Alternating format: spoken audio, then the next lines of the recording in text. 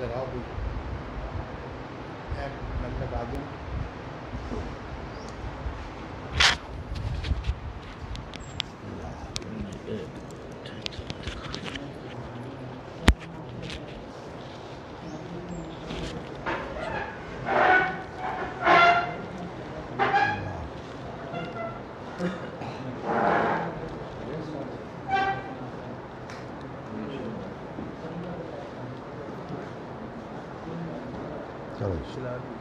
ٹھیک ہے. بسم اللہ الرحمن الرحیم. کتاب الاکراہ.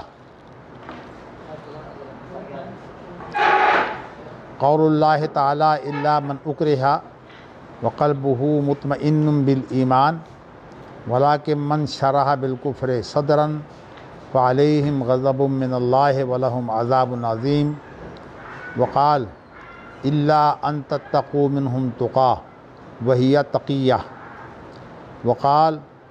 ان الذین توفاہم الملائکۃ ظالمی انفسہم قالوا فیم کنتم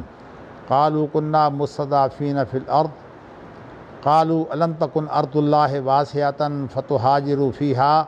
فاولئک مأواہم جہنم وساءت مصیرا الا المستضعفین من الرجال والنساء والبلدان لا یستطیعون حیلۃ ولا یہتدون سبیلا فاولئک عسى اللہ ان یعفو عنہم وکان اللہ عفوا غفورا. قرآن مجید کی یہ آیت جو ہے یہ امام بخاری نے عفوا غفورا تک جو ہے وہ تمام آیتیں جو ہیں وہ اپنی مراد رکھی ہے، اسی لیے الی قولہ عفوا غفورا کہہ دیا. وقال والمستضعفین من الرجال والنساء والولدان الذین یقولون ربنا اخرجنا من هذه القرية الظالم اهلها واجعل لنا من لدنك وليا واجعل لنا من لدنك نصيرا.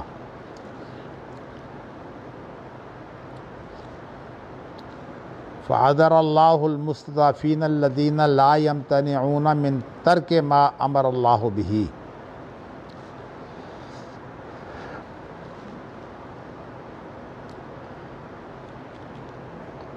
قرآن مجید کی آیات جو ایک دوسرے کی تائید کر رہی ہیں، بلکہ ان آیات کے اضافے سے اکراہ جو ہے اس کے مختلف پہلو جو ہیں وہ واضح کیے جا رہے ہیں. قرآن مجید کی آیات متعدد لینا اس کا مقصد یہ ہوتا ہے کہ اس کے اندر وہ پہلو آ جائیں جو قرآن مجید کے اندر جو ہیں وہ مراد دیے گئے ہیں، اور اس لیے اب جو ہے یعنی کتاب الاکراہ تو ظاہر ہے کہ عنوان ہے، اور ترجمۃ الباب جو ہے اس کو مترجم بھی اس لیے کہتے ہیں کہ اس کے ساتھ اس باب کے مختلف پہلو جو ہیں وہ واضح کیے جاتے ہیں، تو قرآن کی آیتوں کے ذریعہ سے اس کے مختلف پہلو جو ہیں واضح کیے جا رہے ہیں.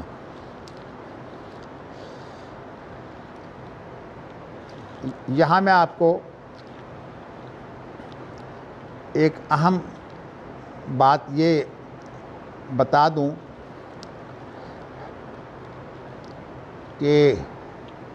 اکراہ جو ہے وہ جس پہلو کو واضح کرتا ہے اس کا اصول اور اس کی بنیاد جو ہے یہ اہلیت ہے. اصول کے اندر اہلیت اس کو کہتے ہیں کہ وہ شخص جو ہے وہ جو اللہ تعالیٰ فرما رہے ہیں اس کا مخاطب ہو.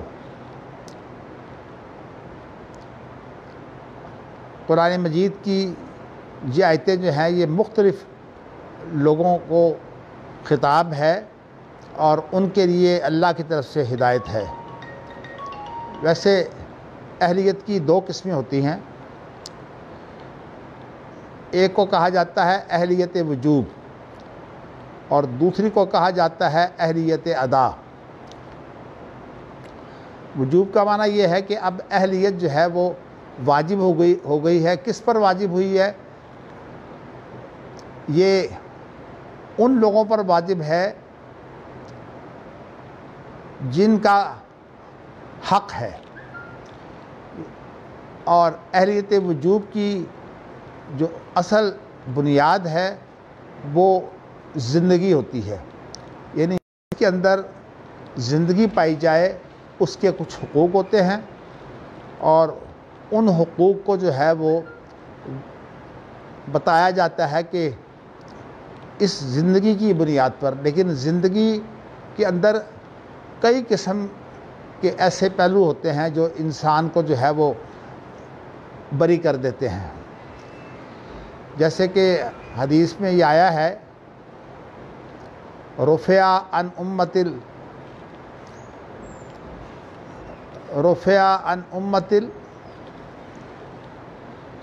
ہاں جی رفع عن امت یہ نہیں اقرا تو بعد میں آتا ہے، رفع عن امت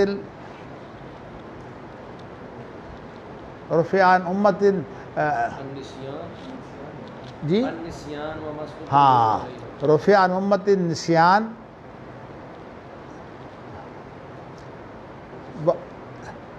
رفع عن امت النوم والنسیان، رفع عن امت النوم والنسیان وما استکرہوا علیہ۔ میری امت سے یہ چیزیں جو ہیں وہ اٹھا لی گئی ہیں، ایک تو نیند کی حالت میں جو کچھ وہ دیکھتا ہے اس پر کوئی گناہ نہیں ہوتا، خواب ہوتا ہے، اور خواب کا جو واقعہ ہوتا ہے اس واقعہ کے وجود میں آنے کی کوئی خواب بنیاد نہیں ہوتی۔ مثال کے طور پر اگر کسی نے کوئی خواب میں دیکھا کہ کسی نے فلاں شخص کو جو ہے وہ قتل کر دیا ہے، اس شخص کو جس نے خواب میں دیکھا اور اسے پہلے معلوم ہو گیا وہ شخص بعد میں جو ہے وہ قتل ہو گیا، اس کی خواب سچی ہو گئی، تو اس بنیاد پر اسے جو ہے وہ کچھ نہیں کہا جا سکتا، کیونکہ خواب اور چیز ہے۔ تو اس لیے رفع عن امت النوم اور اسی طرح نسیان، جس شخص کو خطاب کیا گیا ہو اور وہ خطاب کو بھول جائے، اس کا نسیان بھی جو ہے یہ بھی آتا ہے۔ اور پھر تیسری چیز جو ہے یہ بیان کی ہے مستکرہ علیہ، وہ چیزیں بھی معاف کر دی گئی ہیں جن پر لوگوں کے ساتھ جو ہے وہ مجبور کیا جاتا ہے اور وہ لاچار ہو جاتے ہیں۔ اس کے لیے اہلیت وجوب زندگی سے پیدا ہوتی ہے، اگرچہ اس بارے میں کچھ اختلاف ہے کہ انسان کی زندگی کب سے ہے۔ ایک تو کہتے ہیں کہ انسان کی زندگی جو ہے وہ پیدائش سے ہے، لیکن حقوق جو ہے وہ تو اس وقت شروع ہو جاتے ہیں جب کہ 4 مہینے کے بعد بچے کے اندر جو ہے وہ روح پھونکی جاتی ہے۔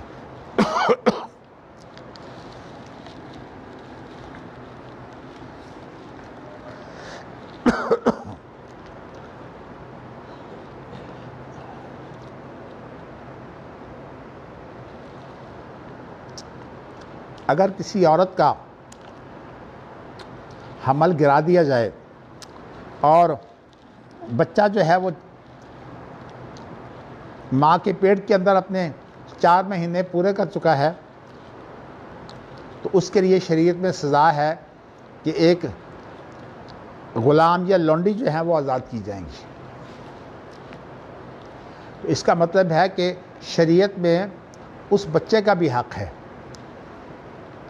مزید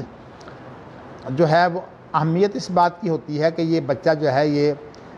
صحیح اور سالم جو ہے وہ پیدا ہو جائے، اس لیے کہ نقصان کی صورت میں تو جو ہے وہ تاوان ڈال دیا گیا ہے اس پر جس نے حمل گرایا ہے، لیکن بچہ جو ہے وہ اگر پیدائش ہے کہ اس تو یہ علامت ہوتی ہے بچے کی چیخ کہ بچہ جو ہے وہ زندہ ہے۔ تو اس وقت جو ہے وہ اگر بچہ جو ہے وہ مردہ پیدا ہو تو پھر اس کے حقوق گر جاتے ہیں، مثال کے طور پر وہ وارث نہیں ہوتا۔ لیکن اگر بچہ جو ہے وہ زندہ پیدا ہو جائے تو اس کا جو ہے وہ صرف ترکہ اس کے لیے نہیں ہوتا بلکہ فطرانہ بھی ہے، یعنی فطرانہ بھی اس پر جو ہے وہ عائد ہوتا ہے، اور جو خاندان کا بڑا ہے، جو بچہ زندہ پیدا ہو گیا ہے، اس کے لیے فطرانہ بھی ہے، یعنی اس کے لیے حقوق کیا ہیں اور اس پر حقوق کیا ہے۔ اب اس پر حق یہ ہو سکتا ہے کہ وہ بچہ اس کی جداد ہے جو ماں باپ نے چھوڑی ہے، تو اس بچے کا حق یہ ہے کہ وہ جداد اس کو دی جائے، تاکہ وہ اس بچے کی جداد جو ہے اس کے بارے میں کوئی ولی مقرر کر دیا جائے گا، اور ولیوں کو جو ہے وہ ہدایات ایسی موجود ہے کہ جس کے ساتھ وہ بچہ جو ہے وہ اپنے حق لے سکے گا، یا اس کے اوپر جو حق عائد ہوتے ہیں وہ بھی ادا کرنے ہوں گے۔ لیکن تمام کے تمام حق جو ہیں اس کی بنیاد زندگی ہے، یعنی اگر زندگی موجود ہے تو پھر اس کے لیے بھی حق ہیں اور اس کے اوپر بھی حق ہیں۔ اس کے بعد پھر جو ہے وہ ایک عمر ہوتی ہے جس کو سن شعور کہتے ہیں یا سن شعور۔ سن اس وجہ سے کہ 7 سال کی عمر میں بچے کے دانت ٹوٹ جاتے ہیں، اس لیے سن بھی کہہ دیں گے تو سن کے معنی دانت کے ہوتے ہیں، اور سنا شعور کا معنی یہ ہے کہ اس کی اب وہ سال آ گیا ہے جس کے اندر اسے شعور ملتا ہے۔ شعور جو ہے وہ چیز ہوتی ہے جس کے ساتھ انسان جو ہے وہ دوسری چیزوں کا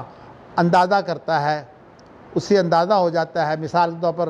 ایسا بچہ جو ہے اس کو مائیں بٹھا دیتی ہیں کہ اپنے بھائی بہن کا خیال رکھنا۔ اسی طرح بعض لوگ اپنی غربت کی وجہ سے جو بچے سن شعور کو پہنچ جاتے ہیں تو ان کے اوپر جو ہے وہ ذمہ داری ہوتی ہے،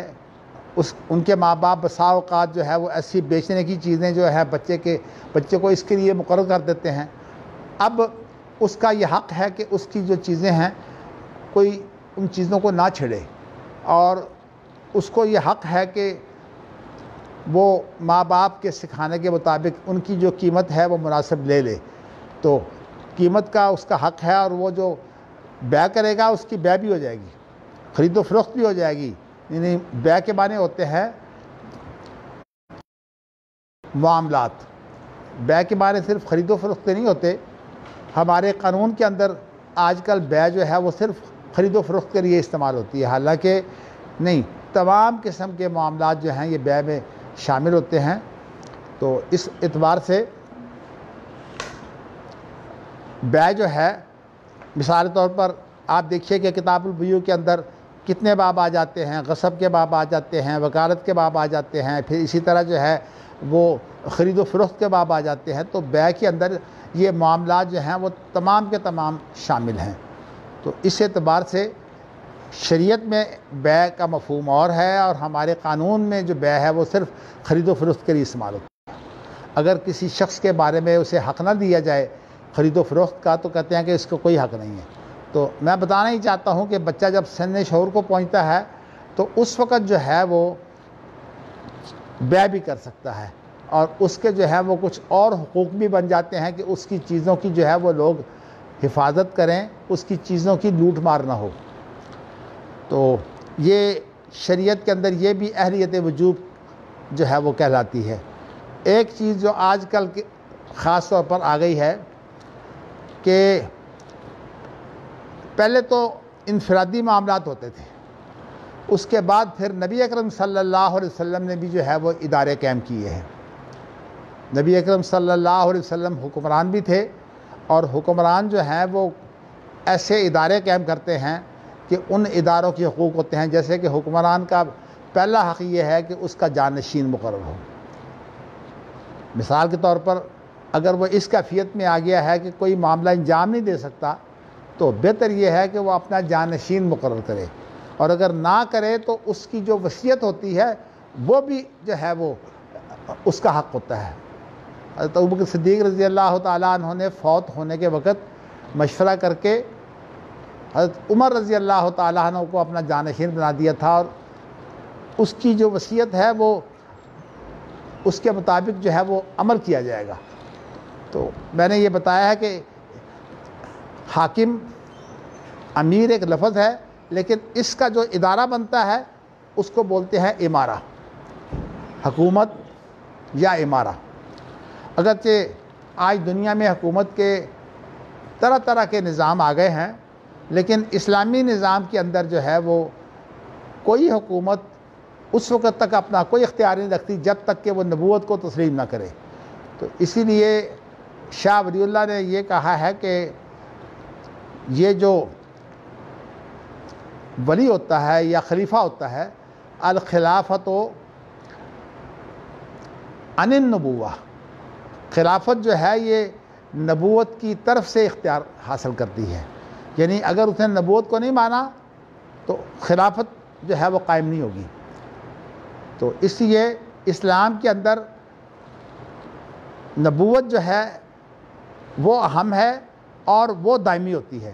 جب تک نبی جو ہے وہ نیا نہیں آتا اس وقت تک جو ہے وہ نبوت پہلے کی باقی رہے گی، لیکن چونکہ نبی اکرم صلی اللہ علیہ وسلم جب تشریف لائے ہیں تو اب آپ کے لیے نہ کوئی وقت ہے تا قیامت آپ کی نبوت ہے۔ اسی طرح جو ہے وہ نبی اکرم صلی اللہ علیہ وسلم جو ہیں وہ جہاں جہاں کوئی انسان پایا جاتا ہے وہ نبی اکرم صلی اللہ علیہ وسلم کی امت دعوت میں شامل ہے، یعنی اس کو جو ہے وہ نبی اکرم صلی اللہ علیہ وسلم کی دعوت جو ہے وہ پہنچنی چاہیے۔ اس لیے جس کو یہ دعوت نہیں پہنچتی، مسلمانوں کا یہ فرض ہے کہ مسلمان جو ہیں وہ اس دعوت کو اس تک بھی پہنچائیں۔ اور اگرچہ اللہ نے بھی اہتمام کیا ہے کہ جب تک کسی شخص کو اسلام کی دعوت نہ پہنچ جائے اس وقت تک اس کے لیے اسلام لازمی نہیں ہوتا۔ قرآن مجید کی یہ آیت وَمَا كُنَّا مُعَذِّبِينَ حَتَّى نَبْعَثَ رَسُولًا، ہم کسی کو عذاب نہیں کریں گے یہاں تک کہ ہم رسول بھیج دیں۔ اس کا معنی یہ ہے کہ رسول کا پیغام جب کسی شخص کو مل جائے پھر اس پر جو ہے وہ شریعت نافذ ہوتی ہے۔ ایک ہے امت دعوت، دعوت کا معنی تو یہ ہے کہ اس کو پہنچ گئی، اور اس کے بعد ایک ہے امت اجابت۔ امت اجابت وہ ہے جس نے شریعت کو تسلیم کر لیا، اور شریعت کے بارے میں آپ کے لیے یہ بات واضح ہو چکی ہے کہ صرف وہی جو ہے وہ شریعت ہوتی ہے، وہی کے علاوہ جو ہے وہ کوئی شریعت نہیں ہوتی۔ آپ کا جو بھی حق جو ہے وہ پیدا ہوگا وہ آپ کو شریعت سے ملے گا، اور جو حق آپ پر ہوگا وہ بھی آپ کو شریعت سے ملے گا۔ تو نبی اکرم صلی اللہ علیہ وسلم کے زمانہ میں جو سے خلافت، آپ کو یہ علم ہونا چاہیے کہ پہلے بنی اسرائیل کے اندر یوں ہوتا تھا کہ نبی جو ہے وہ آسمانی ہدایات دیتا، اور ان آسمانی ہدایات کو جو ہے ان کے خلیفہ جو ہے وہ امیر کی صورت میں آتے، اور وہ جو ہیں وہ ان اختیارات کو جو ہے وہ نافذ کرتے۔ لیکن ضروری نہیں ہے کہ انبیاء جو ہے وہ اپنا خلیفہ خود بنائیں۔ اگر اللہ کی طرف سے خلیفہ بن جائے تو نبیوں کو وہ بھی ماننا پڑتا ہے۔ جیسے کہ میں اس کی مثال دے سکتا ہوں، آپ دیکھیے کہ شمعون، اصل میں نام تو کئی ہیں، شمیل بھی ہے اس کا نام، شمیل بھی ہے، شمعون جو ہے یہ نام آسان بھی ہے اور یہ عام ہے۔ تو یہ ایک ہی شخص ہے جس کے یہ نام ہے، اور وہ جو تھا وہ اس دور میں نبی تھا۔ اذ قالوا لنبی اللہم ابعث لنا ملکا نقاتل فی سبیل اللہ، تو انہوں نے اپنے نبی شمعون سے کہا کہ ہمارے لیے جو ہے وہ آپ بادشاہ مقرر کیجئے جو اللہ کے راستے میں لڑائی کرے۔ تو اس کے بارے میں جو ہے وہ نبی نے یہ بتایا کہ طالوت جو ہے وہ تمہارے لیے بادشاہ ہے، تم نے طالوت کا کہنا ماننا ہے۔ اگر طالوت کوئی حکم دے اور وہ آپ نہ مانیں تو اس پر جو ہے وہ دنیا میں بھی سزا ہے، اور بسا اوقات اللہ کی طرف سے سزا آ جاتی ہے۔ آپ کو پتہ ہے نا، فلما فصل طالوت بالجنود قال ان اللہ مبتلیکم بنہر فمن شرب منہ فلیس منی ومن لم یطعمہ فانہ منی الا من اقترف غرفۃ بیدہ۔ یہ قرآن کی آیت. اس کے بعد یہ طالوت کی طرف سے حکم نافذ ہوا ہے. فلما فصل طالوت بالجنود، جب وہ لڑائی کے لیے جو ہے وہ اس نے لشکر تیار کر لیے اور وہ لڑائی کے لیے تیار ہو گئے، الگ ہو گئے. قال ان اللہ مبتلیکم بنہر، تو کہا کہ اللہ تعالیٰ اس لشکر کو جو ہے وہ آزمانے والا ہے. کس طرح آزمانے والا ہے کہ ان لشکریوں نے پانی نہیں پینا. اگر کوئی زیادہ حاجت ہو تو ایک چلو جو ہے وہ اس کے اندر پانی دے کر پیا جا سکتا ہے. اللہ مرغ طرف غرفۃ بیدہ، اور اگر وہ زیادہ پیے گا تو پھر وہ اس لشکر کا حصہ نہیں رہے گا. تو اس طرح سے ان کی آزمائش کی گئی، اور اس میں حکم کس کا تھا؟ طالوت کا. تو اس کا مطلب یہ ہے کہ امیر ہو یا بادشاہ ہو یا خلیفہ، کچھ لفظ یہ تو الفاظ ہیں اختیارات، لیکن ان کا حکم جو ہے وہ ایسے ہی ماننا فرض ہے. جس نے ان کی نافرمانی کی اس نے نبی صلی اللہ علیہ وسلم کی نافرمانی کی. تو اس لیے نبوت خلیفہ کے لیے لازمی ہوتی ہے. آپ دیکھیے کہ طالوت جو کام کرتے تھے اس کے اندر ہدایات کس کی ہوتی، حتیٰ کہ ان کا تقرر جو ہے وہ شمون کی طرف سے ہوا ہے. تو میں بتانا ہی چاہتا ہوں کہ امیر کا حکم جو ہے قرآن مجید کی ان آیات سے معلوم ہوتا ہے. عام طور پر جو ہیں وہ بڑے کی موجودگی میں جو ہے وہ بسا اوقات اولادیں بھی اتنا اعتماد کرتی ہیں کہ لوگوں کے لیے جو ہے وہ ایسے ہدایات دینی شروع کر دیتی ہیں جیسے کہ باپ ہو، اور باپ خود موجود ہو، وہ اس کو کنٹرول کر رہا ہو، تو اولادیں جو ہیں وہ الگ حکم دیں. تو یہ احکام جو ہیں وہ اولادوں کے جو ہیں وہ زیادتی ہوتی ہے. ان کو جو ہے باپ کی موجودگی میں ایسا حکم جاری نہیں کرنا چاہیے جو باپ کے مرضی کے خلاف ہو. تو اس لیے میں بتانا ہی چاہتا ہوں کہ باپ جو ہے وہ فطری امیر ہوتا ہے. گھر کا نظام جو ہے یہ فطری طور پر چلتا ہے، اگرچہ نبی اکرم صلی اللہ علیہ وسلم نے بھی اس کی وضاحت فرما دی. کلکم رائن و کلکم مسئول، تم میں سے ہر ایک جو ہے وہ ذمہ دار ہے، اور وہ جن کی ذمہ داری اس پر ڈالی گئی ہے وہ ان کے بارے میں وہ پوچھا جائے گا. اور جس شخص کو جو ہے وہ اللہ تعالیٰ نے رائی بنایا، ذمہ دار بنایا، اور اس نے جو ہے وہ اپنے ماتحت ذمہ داروں کا دھیان نہیں رکھا، وہ جنت کی خوشبو نہیں پائے گا. اس لیے بہت اہم چیز ہے. ہم جن چیزوں کو بڑا عادی سمجھتے ہیں، اور یہ بھی بتاؤں کہ جو نظام بنایا جاتا ہے یہ بھی ایک ادارہ ہے. میں آپ کو اصل میں بتانا ہی چاہتا تھا کہ جدید قانون کے اندر جو ادارے ہیں وہ بڑی اہمیت رکھتے ہیں، لیکن میں تمام اداروں کی مثال اس لیے نہیں دیتا کہ بعض ادارے شریعت کے مطابق ہیں، بعض ادارے شریعت کے مطابق نہیں ہیں، لیکن خلافت کا جو ادارہ ہے یہ شریعت کے مطابق ہے. اس کے لیے لفظ آپ کچھ اختیار کر لیں، ملک اختیار کر لیں، سلطان اختیار کر لیں، ولی اختیار کر لیں، لفظ جو ہے وہ امیر اختیار کر لیں، وہ تو الفاظ سے کوئی فرق نہیں پڑتا، لیکن نظام جو ہے وہ ماننا پڑے گا. اور اس نظام کی تفصیلات ہیں، میں اس میں نہیں جاتا. میں آپ کو آج صرف یہ اتنا بتانا چاہتا ہوں کہ ایک ہوتی ہے اہلیت وجوب، اس کے اندر جو ہے وہ کچھ حق اس کے ہوتے ہیں جس کے لیے وہ اہلیت ہے، اور کچھ حق دوسروں پر ہوتے ہیں جو اس کے لیے جو ہے وہ ادا کیے جائیں. اور مثال کے طور پر امیر کی اطاعت، نبی کی اطاعت، یہ سارے جو ہیں وہ امتیوں کے اوپر حق ہیں نبی کے، اور اسی طرح خلیفہ کے. تو کہنا میں یہ چاہتا ہوں کہ اہلیت وجوب اس کو بولتے ہیں. اچھا، اب ایک لفظ ہے ہمارے ہاں پرسن. اب چونکہ عام طور پر جو وسیع نظام ہیں ان کے اندر بے شمار ادارے قائم کیے جاتے ہیں. میں اس وقت سعودی عرب کی آپ کو مثال دے دیتا ہوں، جہاں کتاب و سنت دستور کے طور پر نافذ ہے. اور تو کسی ملک میں، اسلامی ملک میں دستور کے طور پر کتاب و سنت نافذ نہیں ہے، لیکن میں نے آپ کو عبارت بھی سنا چکا ہوں کہ سعودی عرب کا نام جو ہے وہ المملکہ عربیہ سعودیہ ہے، اور اس کے اندر جو حاکمیت ہے، جو کنٹرول ہے، وہ صرف کتاب اللہ اور سنت رسول اللہ کو حاصل ہے. تو اس بنا پر جو ہے ان کے ہاں صرف وہی جو ہے اس کی حیثیت دستور کی ہے، اور باقی جتنے ہی ہدایات وہ دیتے ہیں، اداروں کی تشکیل کرتے ہیں، ان اداروں کے ممبران منتخب کرتے ہیں، تو وہ سارے کے سارے ادارے جو ہیں وہ نظام کہلاتے ہیں. اصل میں انہوں نے قانون کا لفظ اس لیے اختیار نہیں کیا کہ قانون کے لفظ سے مغالطہ پیدا ہو سکتا تھا، کہ شاید ان کے ہاں بھی اسی طرح کے قانون ہیں جس طرح جو ہے وہ باقی ملکوں میں پائے جاتے ہیں۔ سعودی عرب میں کوئی قانون نہیں بنایا جا سکتا جب تک کہ وہ شریعت کے مطابق نہ ہو، اور اگر وہ شریعت میں بات نہ ہو، مثال کے طور پر آپ کچھ لوگوں کا انتخاب کر رہے ہیں، مثال کے طور پر میں نے انتخاب کیا ہے اپنا قاری مصطفیٰ راسخ صاحب کا اور عبدالرحمن عزیز صاحب کا، تو میں نے انتخاب کر دیا ہے اپنے اختیارات استعمال کرتے ہوئے، تو ان کے لیے یہ ذمہ داری ہے کہ یہ اس کام کو کریں گے نہیں۔ میں نے ان کا یہ کام یہ لگایا ہے کہ یہ باقاعدہ اس کو جو ہے وہ کاغذوں پر منتقل کر کے جو ہے وہ کتابی صورت دیں، اور انشاءاللہ تعالیٰ اس کے ساتھ میرا مقالہ بھی شامل ہو جائے گا، تو ہم ایک کتاب ایسی تیار کریں گے جو انشاءاللہ تعالیٰ درس نظامی کے اندر اصول کے طور پر وہ کتاب پڑھائی جائے گی۔ انشاءاللہ ہم اس کے اندر اصول دین، اصول عقیدہ بھی پیش کریں گے، اور اس کے اندر اصول قرآن بھی پیش کریں گے، اصول حدیث بھی پیش کریں گے، اور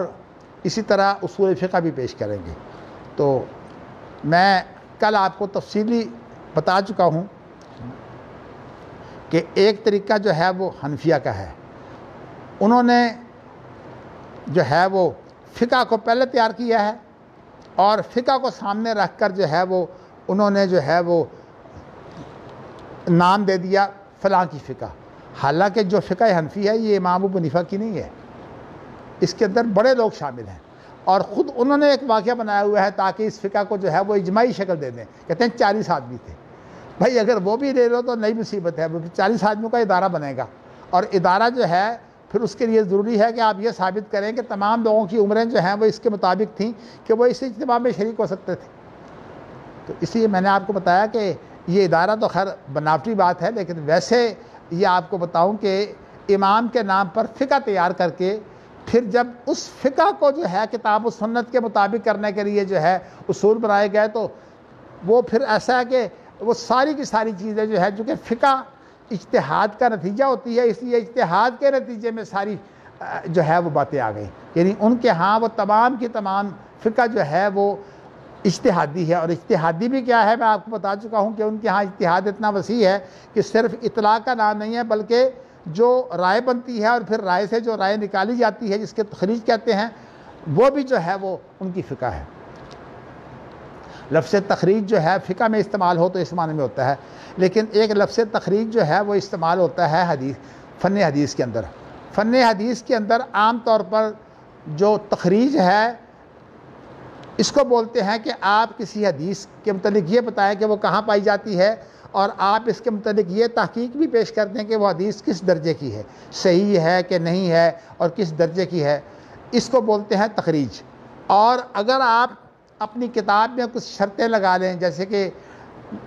نبوی نے جو ہے وہ ان کی جو کتاب ہے ریاض الصالحین، اس کے اندر یہ شرط لگائی ہے کہ میں تمام حدیثیں صحیح لاؤں گا۔ اربعین نبوی کے اندر بھی یہ شرط موجود ہے کہ تمام حدیثیں میں صحیح لاؤں گا۔ امام مسلم کی یہ شرط ہے کہ وہ تمام حدیثیں صحیح لائیں گے، اور امام بخاری کی اس سے بھی بڑھ کر شرط ہے کہ وہ اتنا کافی نہیں سمجھتے کہ ایک ثقہ آدمی نے جو ہے وہ دوسرے ثقہ سے جو ہے وہ روایت کر لی، بلکہ وہ لازم سمجھتے ہیں کہ ان دونوں کی آپس میں ملاقات بھی ثابت ہو۔ اگر ایک دفعہ ملاقات ثابت ہو جائے پھر اس کی ساری حدیثیں جو ہیں وہ ملاقات کی صورت میں صحیح ہو جائیں گی۔ تو کہنے کا مقصد یہ ہے کہ یہ محدثین کی شرطیں ہیں۔ تو ایک بات میں یہاں اور بیان کر دوں، وہ یہ ہے کہ جب بخاری اور مسلم جو ہیں یہ دونوں ایک روایت کریں اور ایک صحابی سے روایت کریں تو اس کو کہتے ہیں متفق علیہ، اور متفق علیہ کتابیں بھی تیار کر دی گئی ہیں۔ لؤلؤ مرجان جو ہے یہ بخاری مسلم کا آپس میں اتفاق ہے، اور اس نے نئے باب قائم کر کے جو ہے وہ کوشش یہ کی ہے کہ دور جدید کے بہت سے مسائل بھی جو ہیں وہ اس کے ساتھ رہنمائی مل جائے۔ تو لؤلؤ مرجان اس کے لیے کتاب ہے۔ میں آپ کو بتا رہا تھا کہ اہلیت وجوب، ہاں ایک بات جو میں اس وقت آپ کو بتانا ہی چاہتا ہوں کہ جب بخاری اور مسلم میں صحابی ایک ہو، اس لیے کہ حدیثوں کا جو شمار ہوتا ہے نا وہ صحابہ سے ہوتا ہے، جب صحابی ایک ہو تو اس وقت جو ہے اس کو متفق علیہ کہیں گے. اور اگر صحابی الگ الگ ہوں تو پھر اس کو متفق علیہ نہیں کہتے, اس کو بولتے ہیں رواہ البخاری و مسلم, یعنی اس کو بخاری اور مسلم نے روایت کیا ہے. یہ عام طور پر بہت سے علماء جو ہیں وہ اس سے غافل رہتے ہیں, میں نے یہ بات بتا دی. اب میں آپ کو جو ہے وہ بتانا چاہتا ہوں اہلیت ادا. اہلیت وجوب جو ہے اس کے لیے ادارے کی بات جو ہے وہ اس پر مکمل ہوتی ہے کہ اس ادارہ کو بھی موجودہ قانون کے اندر جو ہے وہ پرسن شمار کر لیا گیا ہے. یعنی جب کوئی ادارہ بن جاتا ہے اور اس کا نظام بنتا ہے, اس نظام کے مطابق وہ ادارہ جو ہے وہ کام کرنے پر مجبور ہوتا ہے. تو اس بنا پر جو ہے اس ادارے کو جو ہے وہ اس پر مجبور کیا جا سکتا ہے کہ اس کے جو ماتحت ہیں وہ ادارہ جو ہے وہ ان ماتحتوں سے جو ہے وہ ان کی پابندیاں لگا کر جو ہے ان کو کنٹرول کرے. اس بنا پر ادارہ بھی ایک پرسن ہے. یعنی ہمارے قانون میں کوئی ٹرسٹ, کوئی سوسائٹی, اسی طرح کوئی اس طرح کی چیز جو رفائی کاموں کے لیے ہوتی ہے, اگر وہ بنا دی جائے تو پھر وہ خود بھی دعویٰ کر سکتی ہے عدالت میں اور اس کے خلاف بھی دعویٰ کیا جا سکتا ہے. اور اگر یہ ٹرسٹ یا سوسائٹی جو ہے وہ رجسٹرڈ نہ ہو تو پھر نہ اس کے اوپر دعویٰ کیا جا سکتا ہے اور نہ اس کا حق ہے کہ وہ کسی پر دعویٰ کرے. تو قانون کی یہ چیز چونکہ عام ہو گئی ہے اور یہ پرسن کا لفظ وہاں استعمال ہوتا ہے, اصل جو شریعت کے اندر بات ہے وہ تو ہے اہلیت وجوب کی. ہم تو قانون کے بارے میں یہ سمجھتے ہیں کہ قانون وہ ہے جو شریعت کے مطابق ہو, اور اگر وہ اس طرح کا قانون ہو کہ شریعت میں اس کا ذکر نہیں ہے, جیسے کہ ناموں کا ذکر اور اسی طرح کسی کو خاص ہدایات جو ہے وہ شریعت میں اس کا ذکر نہیں ہوتا. جیسے نبی اکرم صلی اللہ علیہ وسلم بعض دفعہ جو ہے ہدایت دیتے تھے. آپ نے جو ہے وہ حذیفہ سے کہا کہ جاؤ پتہ کر کے آؤ, تو یہ جو ہے یہ بظاہر تو شریعت میں ذکر نہیں ہے, لیکن نبی اکرم صلی اللہ علیہ وسلم کا حکم تھا امیر کے طور پر, وہ گئے اور سخت سردی کے اندر جو ہے وہ معلومات لے کے آئے تھے دشمن کی. تو بتانا میں یہ چاہتا ہوں کہ ادارہ جب بن جاتا ہے تو پھر ادارہ جو ہے اس کا نظام جو ہے وہ اسے مجبور کرتا ہے کہ ادارے کا حق بھی ہو اور ادارے کا حق دوسروں پر ہو تو وہ دے بھی سکے. مثال کے طور پر کوئی آدمی جو ہے چیز لے بھاگتا ہے ملازم,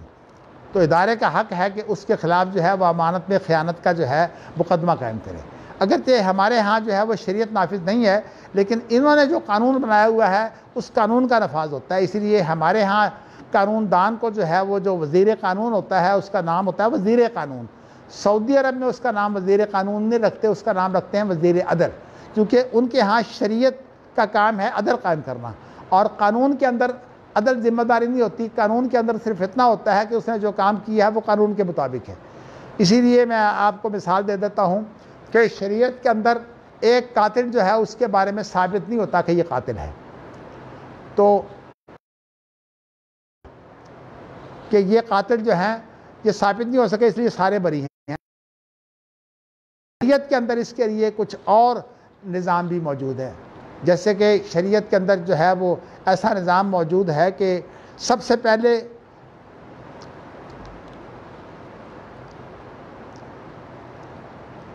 اس کو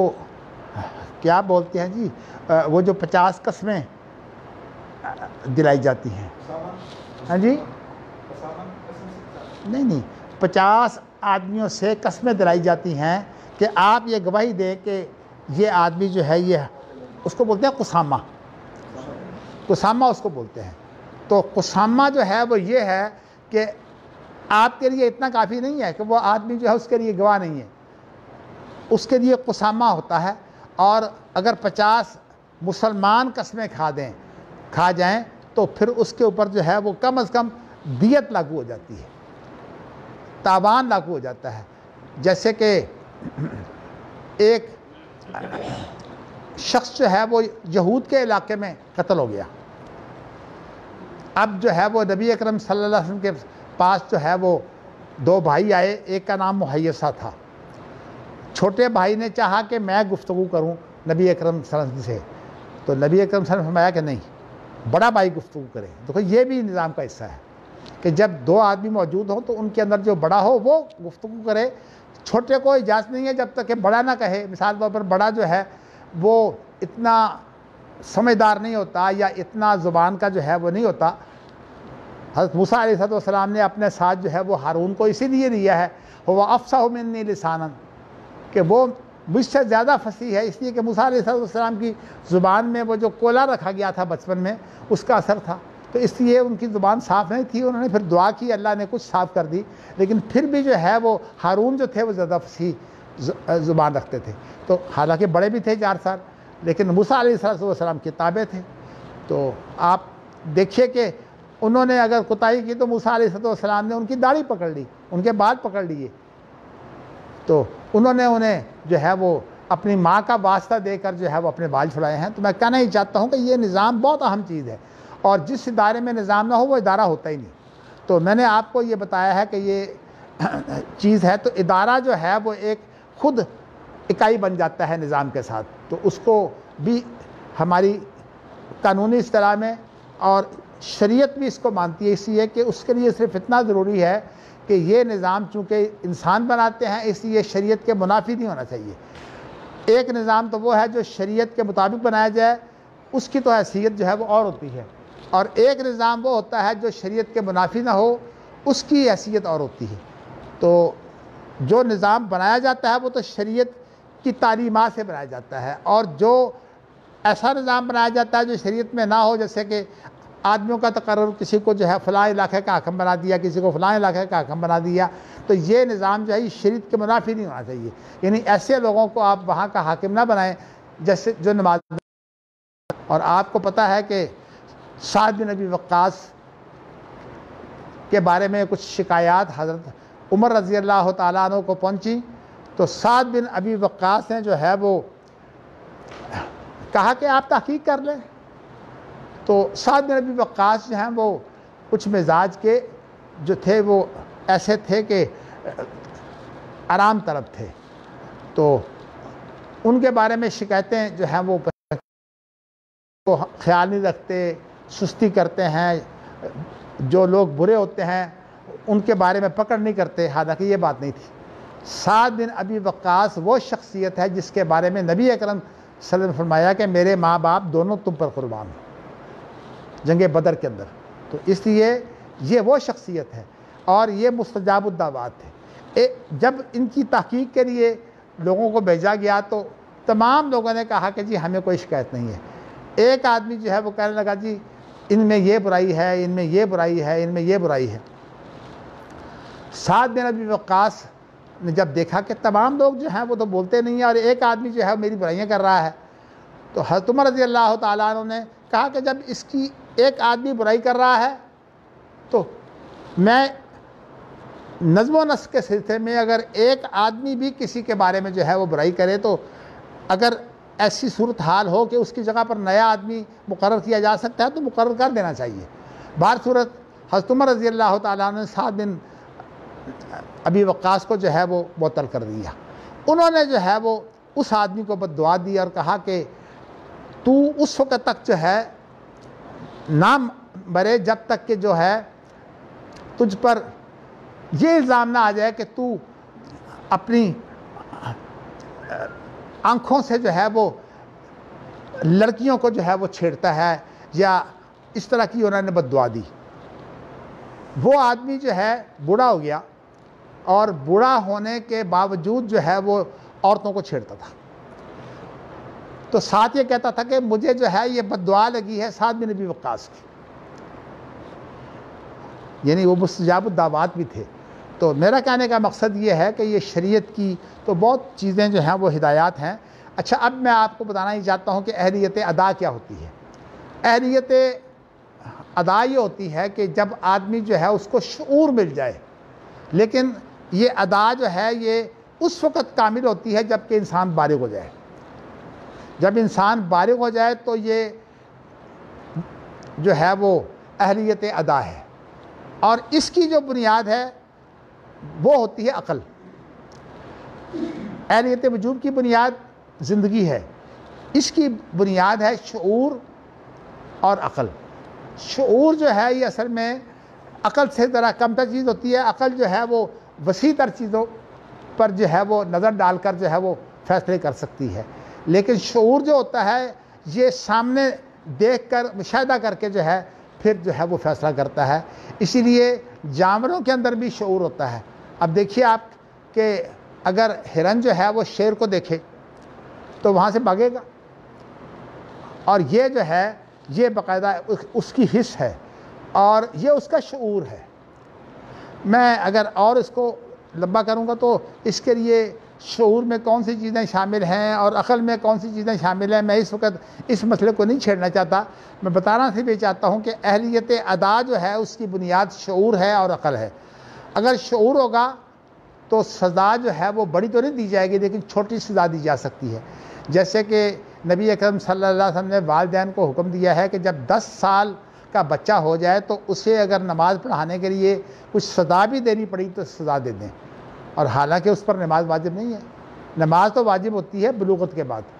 تو میں نے آپ کو بتایا ہے کہ شعور کی وجہ سے بھی کچھ حقوق بنتے ہیں اور کچھ ذمہ داریاں عائد ہوتی ہیں۔ جیسے بچہ اگر صاحب شعور ہو جائے تو جیسے میں نے اس کی مثال دی ہے کہ اس کو کچھ چیزیں بیچنے کے لیے، عام طور پر چھریاں بیچنے کے لیے، اسی طرح چنے بیچنے کے لیے بچوں کو لگا دیتے ہیں، تو یہ ساری جو خرید و فروخت ہے یہ جاری اور ساری ہوگی۔ تو اس طرح جو ہے جب بالغ ہو جائے گا تو اس وقت جو ہے وہ پھر اس کے لیے جو ہے وہ جو اہلیت وجوب ہے مکمل ہو جاتی ہے۔ تو اس لیے بالغ جو ہے اس کو تو اس کا مال بھی دے دیا جائے گا، لیکن اس کے لیے بھی شریعت نے ایک شرط لگائی ہے، فَإِنْ آنَسْتُم مِّنْهُمْ رُشْدًا فَادْفَعُوا إِلَيْهِمْ أَمْوَالَهُمْ وَلَا تَأْكُلُوهَا إِسْرَافًا وَبِدَارًا أَن يَكْبَرُوا۔ حکم یہ ہے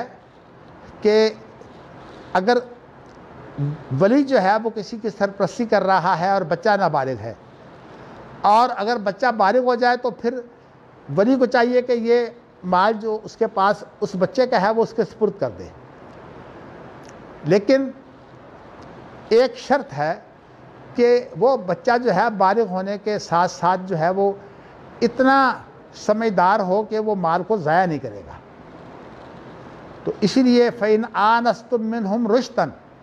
اگر تم ان میں جو ہے وہ رشد پاؤ، رشد جو ہے وہ ہدایت سے اگلا مرتبہ ہوتا ہے۔ ہدایت جو ہوتی ہے وہ رہنمائی ہوتی ہے، اور رشد جو رہنمائی کے نتیجے میں انسان پا لیتا ہے اچھی چیز، اس کو بولتے ہیں رشد۔ اسی لیے دعا جب کی جاتی ہے تو اس میں جو ہے وہ رشد کہا جاتا ہے، ربنا آتنا من لدنک رحمۃ وہیئ لنا من امرنا رشدا۔ تو رشد ہے وہ ہدایت سے اگلا درجہ ہے۔ تو رشد کی بات ہے کہ وہ صرف بات کو سمجھے نہیں، بلکہ وہ جو ہے وہ یہ فیصلہ کر سکے کہ اس کے اندر جو ہے وہ کون سا نتیجہ جو ہے وہ بہتر ہوگا۔ تو اس لیے اس کے لیے بسا اوقات جو ہے وہ عمر چاہیے۔ امام ابو حنیفہ نے اس کے لیے جو عمر مقرر کی ہے وہ 25 سال عمر مقرر کی ہے، کہ 25 سال کی عمر میں انسان عام طور پر جو ہے وہ اتنا بالغ ہو جاتا ہے۔ اسی لیے ہمارے ہاں بھی اب یہ رواج بنا ہوا ہے کہ جب بچہ جو ہے 25 سال کا ہو جاتا ہے تو پھر شادی کی فکر بہت بڑھ جاتی ہے۔ تو کہنے کا مقصد یہ ہے کہ یہ ہے اہلیت ادا۔ اہلیت ادا کی بنیاد میں نے آپ کو بتایا شعور اور رشد، اور جو اہلیت وجوب ہے اس کی بنیاد جو ہے وہ زندگی، خواہ وہ ناقص ہی ہو، جیسے کہ ماں کے پیٹ میں جو زندگی ہوتی ہے وہ ناقص ہوتی ہے۔ تو میں نے آپ کو یہ دو چیزیں اس لیے بتا دی ہیں کہ ہمارے ہاں عام طور پر حدیث پڑھنے والے لوگوں کو اس چیز کا پتہ نہیں ہوتا، اور چونکہ یہ مسئلہ جو ہے وہ اصول فقہ میں بہت اہم ہے، تو اس لیے اسی کا ایک حصہ جو ہے وہ اقرا ہے۔ آپ نے اگر یہ بات دیکھنی ہو تو جامع الاصول کے اندر اہلیت وجوب اور اہلیت ادا کی بات دیکھ لیں۔ اگرچہ وہ تو اہل رائے ہیں، انہوں نے تو تمام وہ صورتیں جو ہے وہ فرض کر لو اس کے لیے بھی کوئی نہ کوئی جو ہے وہ فتوے دیے ہوئے ہیں، جبکہ اہل حدیث جو ہے وہ اتنی بات نہیں کرتے۔ ان کا تو کام ہے صرف حدیثوں کو جو ہے لاگو کرنا۔ جیسے میں نے آپ کو حدیث سنا دی ہے کہ رفع الامت الخطا والنسیان، غلطی بھی معاف ہے اور بھول بھی معاف ہے، اور اسی طرح جو ہے وہ مستکرہ علیہ، جس پر وہ مجبور کیے جائے وہ بھی جو ہے۔ اسی طرح جو ہے وہ ایک آدمی سویا ہوا ہو تو سوئے ہوئے آدمی کا جو ہے وہ کوئی جرم نہیں ہوتا، حتیٰ کہ اگر سویا ہوا آدمی جو ہے وہ ہوش میں ہو، اور مثال کے طور پر اگر کوئی شخص اوپر سو گیا ہے اور وہاں سے وہ گر جائے اور نیچے ایک آدمی جو ہے وہ موجود ہو، اس کے اوپر وہ گرا ہے، وہ آدمی مر گیا، تو اس کے اوپر جو ہے وہ نہ تو قصاص ہوگا اور نہ تاوان ہوگا۔ ہاں اگر اس کی تھوڑی سی بھی غلطی ہے کہ اس نے ایک ایسی غلطی کی ہے جس کا بہت امکان ہے کہ ایک آدمی جو ہے وہ اس میں گر جائے، کہ مثال کے طور پر کسی آدمی نے اپنے گھر کے سامنے جو رستہ جاتا ہے وہاں اس نے گڑھا کھود دیا ہے۔ اب جب گڑھا اس نے کھود دیا ہے تو اب یہ گڑھا جو ہے رات کو اگر روشنی نہ ہو تو گڑھے کا پتہ نہیں لگتا، اور اگر لوڈ شیڈنگ ہو رہی ہو، میں اس لیے کہ لوڈ شیڈنگ تو آپ جانتے ہیں نا، اگر 2 گھنٹے کے لیے بتی چلی گئی رات کو اور کوئی آدمی جو ہے اس نے اپنے گھر کے سامنے گڑھا کھودا ہوا ہے کہ اگر یہاں کوئی چور وغیرہ آئے تو یہ گڑھا جو ہے یہ باقاعدہ اس کو بچا دے، یعنی وہ گڑھے میں گر جائے تاکہ میں چوری سے بچ جاؤں، تو یہ آپ کو بتاؤں کہ اس کے اوپر جو ہے وہ یہ قتل خطا ہے، اس کے اوپر تاوان پڑے گا۔ ہاں اگر اس نے ایسی جگہ جو ہے وہ کنواں کھود دیا ہے جہاں یہ گرنے کا امکان نہیں ہے، پھر اس پر تاوان نہیں پڑے گا۔ تو اس لیے میں بتانا چاہتا ہوں شریعت تو بہت باریک ہے، جیسے میں نے آپ کو قسامہ کا بتایا ہے، پھر اس طرح شریعت جو ہے وہ کن کن پر تاوان لاگو کرتی ہے، اس کے لیے عاقلہ کی بات بہت لمبی چوڑی ہے۔ تو اصل میں بات یہ ہے کہ اللہ کا شکر ہے میں نے جو ہے وہ قانون بھی پڑھایا ہے، تو اس لیے یہ چیزیں جو ہیں وہ میں نے مطالعہ کی ہوئی ہیں، لیکن اب آپ کو میں قانون پڑھانے لگی ہوں تو پھر یہ کتاب نہیں آپ کو پڑھا سکتا۔ آج بھی میں نے اس لیے کچھ بات جو ہے وہ یہ کر دی ہے کہ آج جمعرات تھی اور مجھے خیال یہ تھا کہ انشاءاللہ اس کتاب کی جو عبارتیں ہیں میں آپ کو جو ہے وہ ہفتے کے روز انشاءاللہ پھر ان کا ترجمہ بھی کروں گا، اور اس کے اندر جو باریکیاں ہیں کہ امام بخاری اس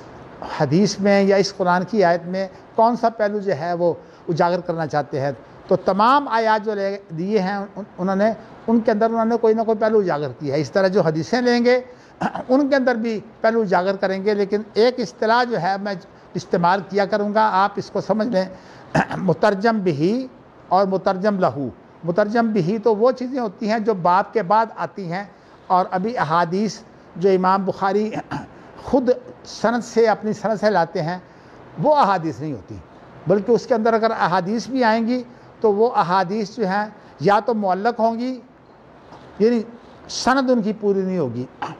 اس کے بارے میں پھر الگ کتابیں ہیں، معلق حدیثوں کو جو ہے وہ ابن حجر نے تمام کو اکٹھا کر دیا ہے، تو یہ کام جو ہے یہ محدثین نے کیا ہے۔ لیکن میں نے آپ کو بتایا کہ امام بخاری کی وہ حدیث جس سے امام بخاری جو ہیں وہ صرف ایک پہلو جو ہے اجاگر کرنا چاہتے ہیں،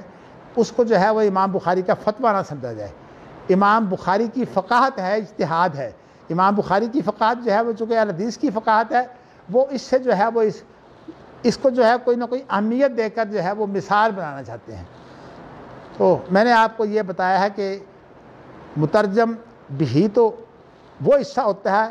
اور اس کو عام طور پر ترجمۃ الباب بھی کہہ دیتے ہیں، اور اس کے بعد پھر جو حدیثیں لاتے ہیں مختلف مزید پہلو کھولنے کے لیے تو ان کو کہتے ہیں مترجم لہو۔ تو یہ چیز جو ہے میں نے آج آپ کے لیے جو ہے واضح کی ہے۔ تو ویسے ابھی 3 منٹ باقی ہیں، تو میں یہ چاہتا ہوں کہ آپ کوئی سوال کر لیں تاکہ وقت کے مطابق، ویسے تو مجھے 8 منٹ لینے چاہیے، اس لیے کہ آپ 5-10 منٹ جو ہے وہ خرچ یہ لگا دیتے ہیں لاؤڈ سپیکر درست کرنے کے لیے، سیٹنگ کے لیے۔ اس کو پہلے آپ کو جو ہے وہ سیٹنگ کرنی چاہیے۔ چلیے کوئی سوال ہے تو کر لیجئے۔ ہاں جی، نہیں صرف موضوع پر جی۔ چلیے جی کوئی سوال کیجیے آپ۔ ہاں جی مصطفیٰ صاحب۔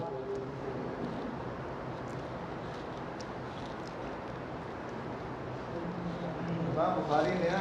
یہ پہلے قوم کو مشکل میں ڈال دیا جی، مشکل میں ان کو ڈالا ہے جو بخاری پڑھتے ہیں، اور جو بخاری پڑھتے ہی نہیں ہیں ہاں ان کی تو آسانی ہے۔ دیکھیے جی، کچھ لوگ ایسے ہیں جو بخاری پھاڑتے ہیں، ہم پھاڑنا اس کو بولتے ہیں کہ وہ دوڑ لگائی ہوتی ہے انہوں نے، لفظ بھی پورے نہیں ہوتے، اور عام طور پر